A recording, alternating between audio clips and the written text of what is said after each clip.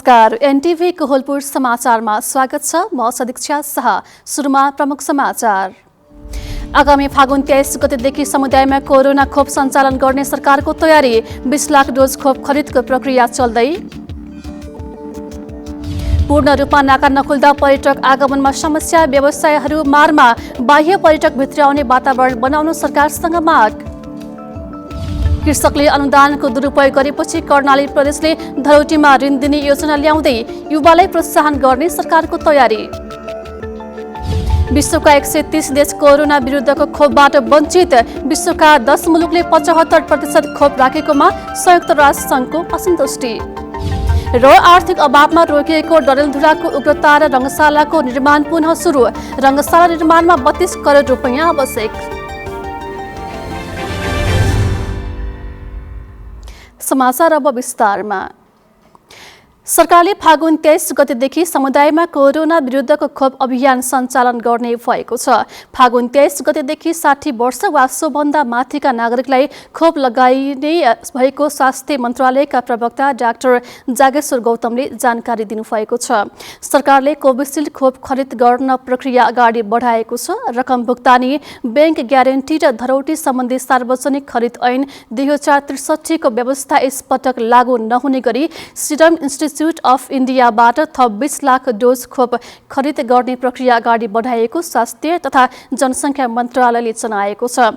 मन्त्रालयले पीसीआर परीक्षणका लागि स्थापना गरिएका मध्ये 29 वटा सरकारी प्रयोगशालालाई पीसीआर परीक्षणका लागि तोकिएको छ। लुम्बिनी प्रदेशमा लुम्बिनी अस्पताल, राप्ती स्वास्थ्य विज्ञान प्रतिष्ठान र प्रदेश जनस्वास्थ्य प्रयोगशाला, कर्णाली प्रदेशमा कर्णाली स्वास्थ्य विज्ञान प्रतिष्ठान जुम्ला र प्रदेश जनस्वास्थ्य प्रयोगशाला तथा सुदूरपश्चिम प्रदेशमा प्रदेश जनस्वास्थ्य प्रयोगशाला र डडेलधुरा अस्पतालबाट मात्र पीसीआर परीक्षण हुनेछ।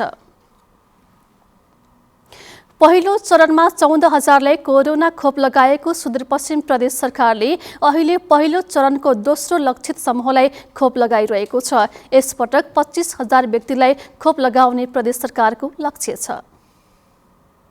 सुदूरपश्चिम प्रदेशमा फागुन 2 गतेदेखि पहिलो चरणको दोस्रो लक्षित समूहलाई कोरोनाको खोप लगाउने काम भइरहेको छ। प्रदेशका 9 जिल्लामा 24 खोप केन्द्र राखेर प्रदेश सरकारले खोप अभियान चलाइरहेको छ। यसपटक 25,000 जनालाई कोरोनाको खोप लगाउने लक्ष्य राखेको प्रदेश सरकारले 4 दिनमा 44% प्रगति भएको जनाएको छ। प्रदेश सामाजिक विकास मन्त्रालयका प्रवक्ता नरेन्द्र कार्कीले हालसम्म 12,000 बढीले कोरोनाको खोप लगाइसकेको जानकारी दिनुभएको छ। 44% चाहिँ प्रगति भएको चाहिँ छ, जसमा समग्र रूपमा 12,272 जनाले चाहिँ खोप लाउनु भएको चाहिँ छ। र कदम कदाचित कसैलाई केही स्वास्थ्य समस्या आइहाले पनि यसको व्यवस्थापन गर्नको लागि हाम्रो एएफआई व्यवस्थापनको लागि टिम हुन्छ। तुरुन्त चाहिँ हामीले चाहिँ त्यसको व्यवस्थापन गर्छौँ र खोप लगाइसकेपछि आधा घण्टा खोप केन्द्रमै बसिदिनु हुन सबैमा अनुरोध छ र खोप लगाउन जाँदाखेरि आफ्नो परिचय खोल्ने परिचय पत्र लिएर जानु होला। यसपटक संघीय सरकारले निर्धारण गरे बमोजिम सबै सरकारी कार्यालयका कर्मचारी, सार्वजनिक संस्थान तथा बैंकका कर्मचारी, पत्रकारहरू, यसअघि छुटेका स्वास्थ्यकर्मी, स्वास्थ्य स्वयंसेवक, एम्बुलेन्स तथा सब वाहन चालक, सब व्यवस्थापनमा खटिने सुरक्षाकर्मीलाई खोप लगाइन लागिएको हो। सोही अनुसार खोप लगाउन आउने लक्षित समूहको संख्या हरेक दिन बढ्दो रहेको बताइएको छ। खोप लगाएकाहरूले पनि सरकारले दिएको यो खोप प्रभावकारी रहेको र खोप लगाइसकेपछि नकारात्मक असरहरू नदेखिएको बताएका छन्। पहिलामा त धेरै डराएको थिएँ। अब म अलि थाइराइडको बिरामी पनि हो, औषधि खाइरहेको छु 2 वर्षदेखि। त्यही भएर अलि मन चाहिँ डराएको थियो। लाएँ, त्यस्तो सुई लाउँदाखेरि केही पनि थाहा भएन, एकदम सहज भयो। अब आफूलाई त्यो सेफ्टी पनि हुन्छ होइन। अनि यस्तो भने त लगायो भनेपछि कोभिडको जो सकेसम्म नहोला होइन। त्यही गरी भइहाल्यो भने पनि त्यति इफेक्ट चाहिँ नगर्ला जति कोभिडले गर्छ।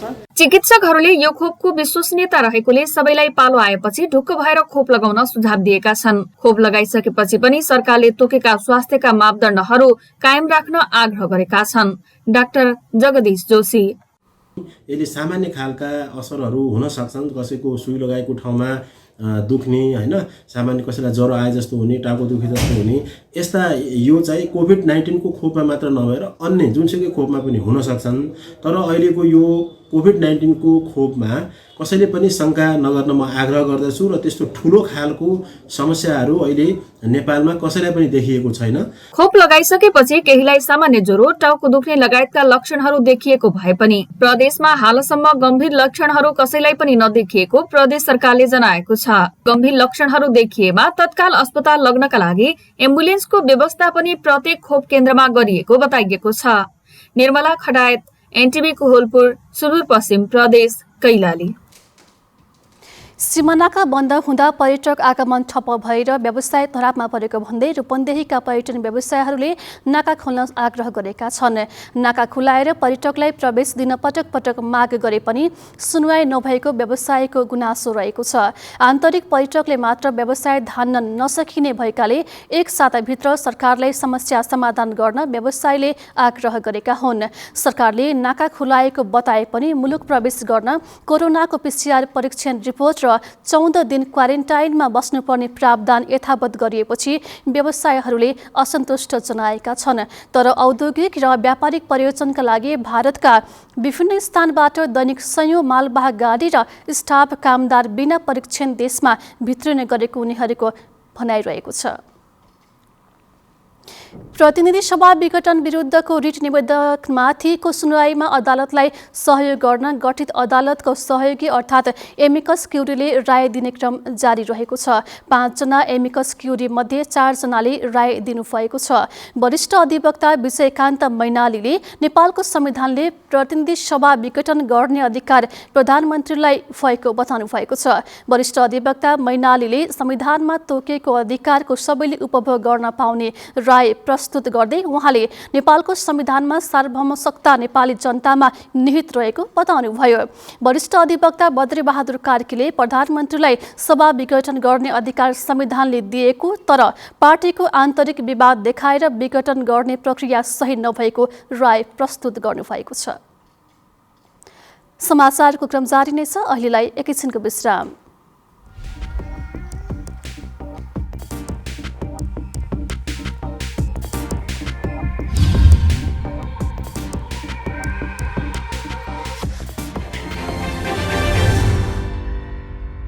लामो समयसम्म हामी बन्दाबन्दी वा चाहिँ निषेधाज्ञा लागू गरेर चाहिँ सङ्क्रमण दरलाई नियन्त्रण गर्ने बाटोमा अगाडि बढ्न सक्ने अवस्था रहँदैन। आवश्यकता अनुसार हामी एरिया बन्दी गरेर चाहिँ ट्रेसिङको काम अगाडि बढाउनेछौँ। अन्यथा हामी आर्थिक क्रियाकलाप सँगसँगै महामारी विरुद्धको लडाईँ अगाडि बढाउनु पर्नेछ। त्यस अर्थमा सम्पूर्ण दाजुभाइ दिदीबहिनीहरूले सकेसम्म चाहिँ आवश्यकताभन्दा बढी गतिविधि मुभमेन्टहरू नगर्नका लागि म अनुरोध गर्न चाहन्छु। घर बाहिर निक्लनु पर्दाखेरि अनिवार्य रूपमा स्वास्थ्य सुरक्षा मापदण्ड प्रयोग गर्ने, मास्क लगाउने र कुनै पनि वस्तुलाई छोइसकेपछि सार्वजनिक स्थानका वस्तुहरूलाई छोइसकेपछि सेनिटाइज गर्ने वा चाहिँ साबुन पानीले हात धुने जस्ता मापदण्डहरू प्रयोग गर्ने र एक अर्को व्यक्तिबाट चाहिँ निश्चित दूरी बनाएर चाहिँ संवाद गर्ने खालको तरिका प्रयोग गर्यो भने यो महामारी विरुद्ध हामी आफूलाई सुरक्षित गर्न सक्छौँ। त्यो दिशामा सम्पूर्ण दाजुभाइ दिदीबहिनीहरूको सहयोग हुनेछ भन्ने विश्वास र अपेक्षाका साथ म हार्दिक अनुरोध गर्न चाहन्छु।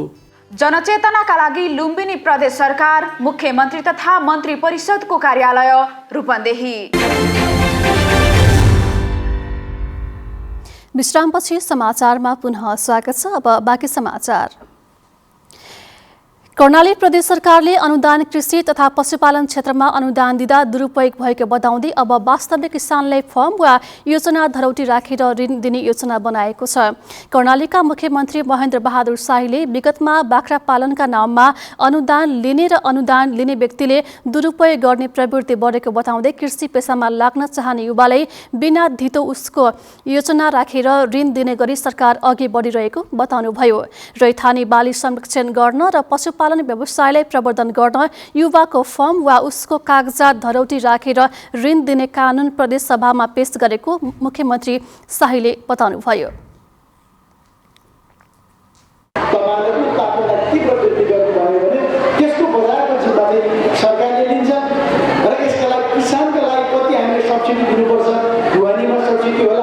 विभिन्न किसिमको भोलि औजार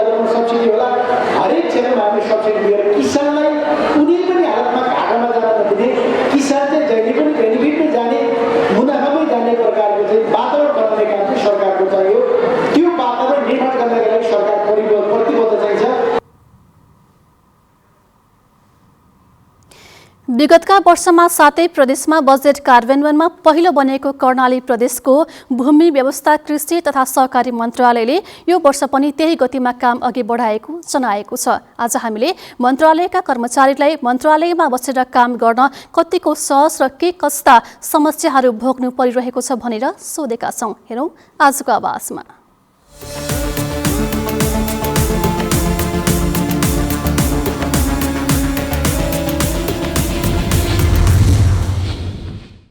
मन्त्रालयमा काम गर्नलाई समस्या तथा चुनौतीहरू त छन्। प्रमुख चुनौती समस्या भनेको हाम्रो अलिकति कर्मचारीको अभाव नै हो। तथापि कर्णाली प्रदेश यो कृषि मन्त्रालयमा काम गर्ने एउटा सुनौलो अवसर पनि हो। हामी एउटा प्राङ्गारिक अभियानमा लागेका छौँ। प्राङ्गारिक कृषि प्रबन्धन गर्नलाई चाहिँ कर्णालीमा भएका विभिन्न स्थानीय रैथाने बालीहरूको प्रबन्धन गर्न, यहाँको भौगोलिक हावा पानी बनोट सबै चिजले चाहिँ प्राङ्गारिकलाई नै एउटा अवसर दिएको हुँदाखेरि काम गर्नलाई निकै आनन्दमय पनि छ र एउटा नयाँ अवधारणासहित कर्णालीको समृद्धिको लागेका छौँ र एउटा सुनौलो अवसर हो र धेरै सिकाइहरू पनि भएका छन्। चुनौतीको बावजुद पनि काम गर्ने एउटा हामीलाई अवसरको रूपमा लिएको छु मैले। अब कर्मचारीहरूको सङ्ख्या कम भएर पनि हामीले अब टार्गेट अनुसारको कामहरू पुरा गर्नुपर्छ भन्ने एउटा दायित्व बोध पनि भएको र सिनियर निर्देशन दिने व्यक्तिहरूको इनर्जेटिक पावरले गर्दाखेरि र हामीले काम गर्नुपर्छ भन्ने आफ्नो किसिमको महसुसले गर्दाखेरि पनि हामी अरू मन्त्रालयहरूभन्दा यो मन्त्रालयले अलिकति राम्रोसँग कामहरू सम्पन्न गरेको र त्यो काम सम्पन्न गर्ने क्रममा अन्य मन्त्रालयहरूसँग तुलना गर्दाखेरि पनि हामी अरूभन्दा अलिकति राम्रोसँग काम गर्न सक्छौँ भन्ने किसिमको फिलिङहरू आइसकेपछि पनि भित्रबाट नै एउटा ऊर्जा आउँछ, जसले गर्दाखेरि त्यो सामान्य समस्याहरू भनेको त केही होइन। हामीले चाहिँ काम देखाउनुपर्छ। हाम्रो यो कामले गर्दाखेरि हामीले अलिकति इज्जत पाछौँ, हाम्रो गुडविल बढेको छ। मन्त्रालयको काम कृषिमा काम गर्दाखेरि एउटा किसानहरूले पनि अलिकति इज्जत दिएको छ। मानिसहरूलाई, कर्मचारीहरूलाई, किसानहरू सबैलाई मोबिलाइज गर्ने तरिका हुन्छ होइन, त्यो तरिकालाई कसरी म्यानेज गर्ने भन्ने यो मन्त्रालयका हाम्रो माननीय मन्त्रीज्यू श्रीमान सचिवज्यूसँग त्यो म्यानेजमेन्ट पावर छ। त्यो म्यानेजमेन्ट पावरले गर्दा हामीलाई काम गर्न त्यति असहज भएको छैन होइन। कुनै निर्णयहरू लिँदाखेरि पनि कसरी गर्ने भन्ने सबै सरसल्लाहबाट नै अगाडि गइरहेको छ। एकदमै सजिलो छ, एकदम गाह्रो भएको महसुस नै भएको छैन। आफ्नो आफ्नो काममा आफ्नो आफ्नो काम गरेर लगाए अनुसारको काम गरेकै छौँ हामीहरूले। त्यस्तो असहज केही पनि भएको छैन। मलाई त मेरो जागिर र उसको हिसाबले मन्त्रालय पनि गर्दाखेरि मलाई एकदम उत्साह छ। उत्साहसहित काम गरिरहेको छु। आत्मबल पनि राम्रै आइरहेछ। सबैले सँग चाहिँ अब राम्रो व्यवहार पनि भइरहेछ र काम उत्साहजनक गरिरहेछ।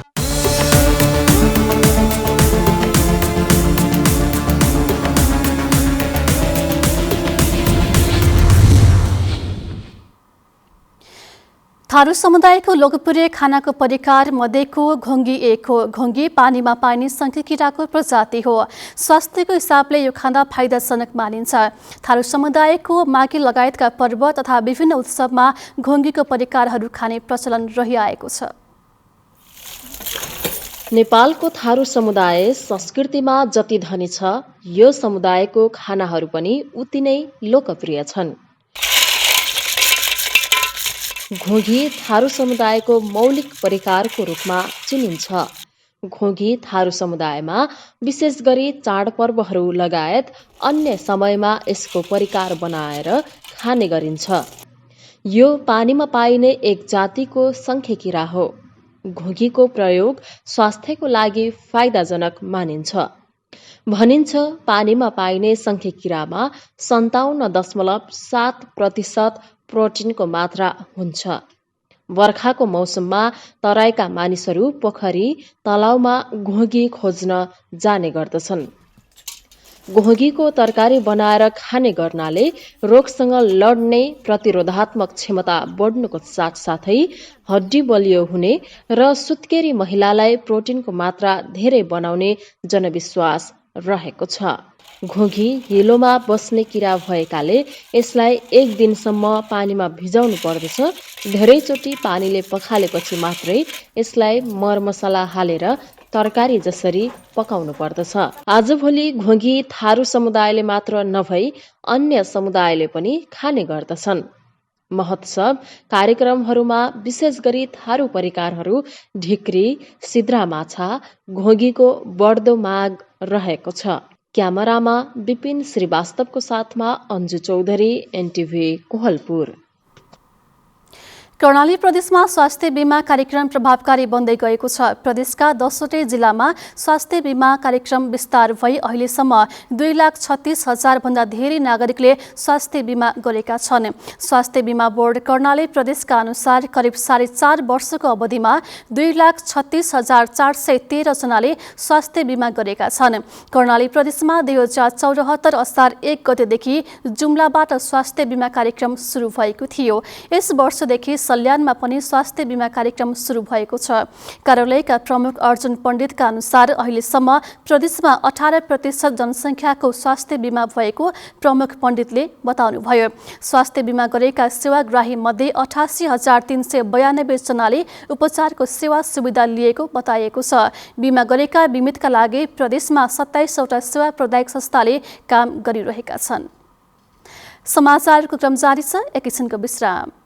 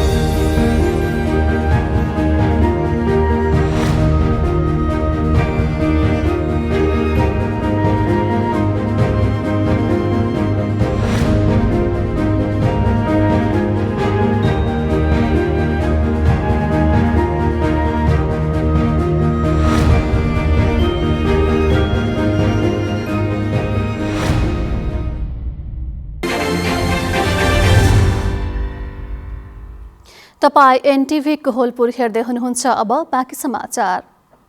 भूमि समस्या समाधान आयोगको दाङको कार्यालय उद्घाटन गरिएको छ। लुम्बिनी प्रदेशका मुख्यमन्त्री शंकर पोखरेलले कार्यालयको उद्घाटन गर्दै भूमि सम्बन्धी कुनै पनि समस्या भविष्यमा नआउने गरी काम गर्न जिल्ला समितिलाई आग्रह गर्नुभएको छ। सुकुम्बासी भूमिहीनलाई व्यवस्थित गर्न कार्यलाई अवसरका रूपमा लिन आग्रह गर्दै मुख्यमन्त्री पोखरेलले एकीकृत बस्ती निर्माण गर्ने गरी काम गर्न पालिकाहरूलाई सुझाव दिनुभएको छ। भूमिहीनलाई भूमि वितरण गर्दा सडक र खोलाको क्षेत्र खाली गर्न तथा सरकारी जग्गा संरक्षण गर्नेतर्फ पनि ध्यान दिनुपर्ने बताउनुभयो। पाल्पा अस्पतालमा टोकन प्रणालीले काम नगर्दा बिरामीले समस्या भोग्न बाध्य भएका छन्। सरकारले फागुन 1 गतेदेखि पुरानै प्रणाली अनुसार अन्य अस्पतालमा स्वास्थ्य बीमाका बिरामीलाई उपचार गराउन जाँदा अस्पतालको रेफर अनिवार्य गराएपछि बिरामीलाई समस्या भोग्नु परेको हो। बिरामीलाई अन्य अस्पतालमा पुर्याउने आवश्यक पर्ने टिकट र पत्र लिनका लागि लाइन बस्नु परेको बिरामीहरूको आफन्तले बताएका छन्। अस्पताल प्रशासनले 1 वर्ष अघिदेखि सञ्चालनमा ल्याएको टोकन मेसिन बिग्रिएका कारण समयमै काम सञ्चालन गर्न नसकेको बताएको छ। अब अन्तर्राष्ट्रिय समाचार।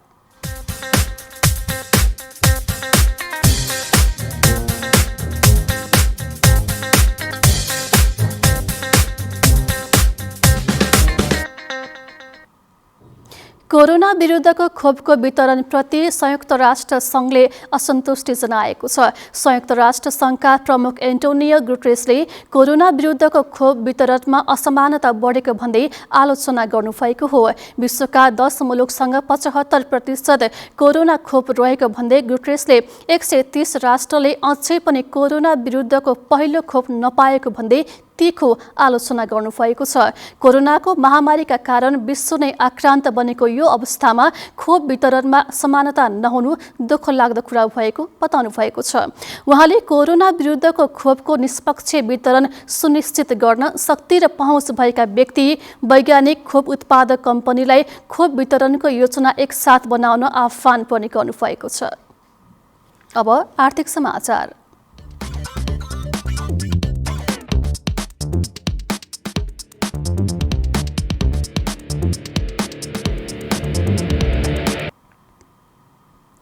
नेपाली बजारमा सुनको मूल्य केही दिनदेखि लगातार ओह्रालो लागेको छ। सुनको मूल्य हिजो प्रति तुला 89,800मा कारोबार भएकोमा आज 600 रुपैयाँले घटेको हो। आज छापामाल सुनको मूल्य तोलामा 89,200 रुपैयाँ कायम गरिएको छ भने तेजाबी सुनको मूल्य तोलामा 89,750 रुपैयाँ कायम गरिएको नेपाल सुन चाँदी व्यवसायी महासंघले जनाएको छ।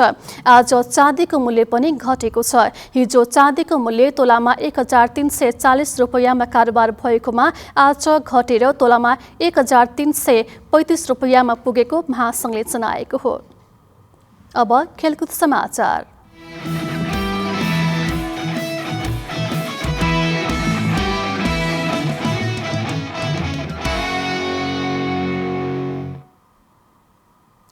आर्थिक अभावमा रोकिएको डडेलधुराको उग्रता र रङ्गशालाको निर्माण कार्य पुनः सुरु भएको छ। अमरगढी नगरपालिकाले रङ्गशाला निर्माणका लागि 57 लाख रुपैयाँ विनियोजन गरेपछि अमरगढी 5 धोबी खोलामा रङ्गशालाको निर्माण कार्य फेरि सुरु हुने भएको हो। आर्थिक वर्ष 2073-74मा डिपिआर निर्माण गरी रङ्गशाला निर्माणको काम सुरु गरिएको भए पनि आर्थिक अभावमा 2076 सालदेखि निर्माण कार्य रोकिएको थियो। बहुउद्देशीय रङ्गशालाको रूपमा निर्माण गर्ने गरी टेन्डर आह्वान गरिसकेको अमरगढी नगरपालिकाका नगर प्रमुख विश्वेश्वर प्रसाद ओझाले बताउनुभयो। उग्रतारा रङ्गशाला निर्माणका लागि 32 करोड रुपैयाँ आवश्यक पर्ने बताइएको छ। सैना महिना मेयर कप फुटबल प्रतियोगिताको उपाधि खनाल ब्रदर्सले हात पारेको छ।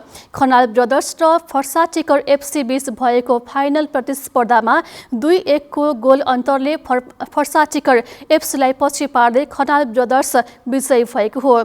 विजेता खनाल ब्रदर्सले 2,22,222 नगद पुरस्कार सहित ट्रफी, मेडल र सिल्ड प्राप्त गरेको छ भने उपविजेता फर्साटिकर एफसीले 1,11,111 रुपैयाँ सहित ट्रफी, मेडल र सिल्ड प्राप्त गरेको हो। प्रतियोगितामा अन्तिम 4मा पुग्ने 2 समूहलाई 20,000 नगद पुरस्कारले सम्मान गरिएको छ। प्रतियोगितामा अन्तर्जिल्लाका 12 समूहको सहभागिता रहेको थियो। अब मौसम।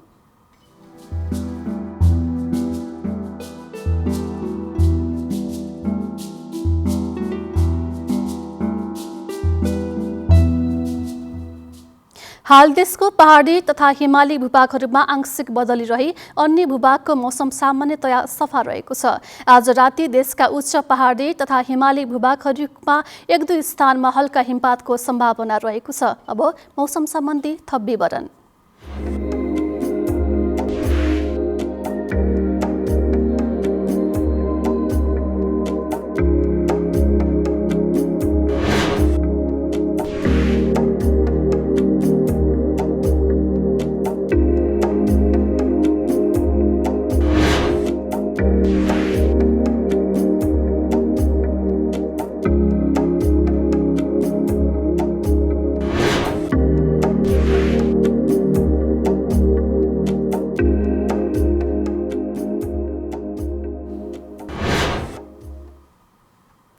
समाचारको अन्त्यमा प्रमुख समाचार पुनः एकपटक।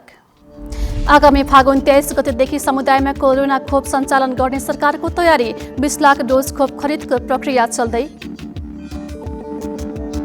पूर्ण रूपमा नाका नखुल्दा पर्यटक आगमनमा समस्या, व्यवसायहरू मारमा।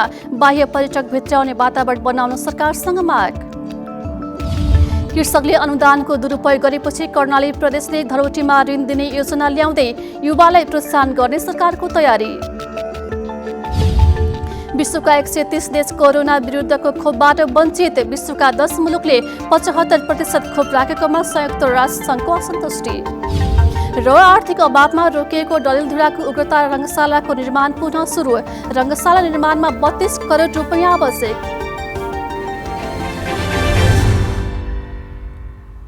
हस् त अहिलेलाई समाचारको सिलसिला यति नै। बिदा दिनुहोस्। नमस्कार।